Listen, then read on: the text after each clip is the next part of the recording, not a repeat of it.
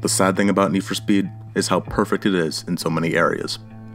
Ghost Games has done a better job catering to car culture than any other Need for Speed title. A car collection ranging from iconic classics to the world's latest beasts is varied and dense. I was surprised to see the Focus RS as much as I expected the Nissan Skyline R34. On top of that, customization goes above and beyond any other Need for Speed title, as I spent hours tuning my BRZ into a Driftmaster, my GTR into a Speed Demon, and designing my classic Mach 1 Mustang to my liking. Exterior customization options vary by vehicle, but there are more than enough options to make your vehicle unique. While there's been generally mixed reception of the story, actors did pretty well establishing a world with such heavy dominance to automobiles. Unfortunately, it's the world itself that doesn't do a good enough job portraying it. The size of the world is average, and the map gave the impression that portions were held back for expansions in the future. Oh, and the map?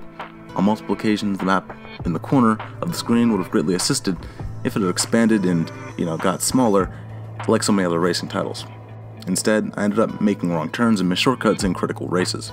Though you can play your own music in the background, Need for Speed's soundtrack is embarrassingly short. But there may be little interest in the music, as engine notes, tire squeals, and revs are loud and on point with every vehicle. The biggest issue with their game is the same issue so many fans questioned when it was first announced: the online requirement. Though we were assured by the developer that this would make for a better experience, it's the biggest problem.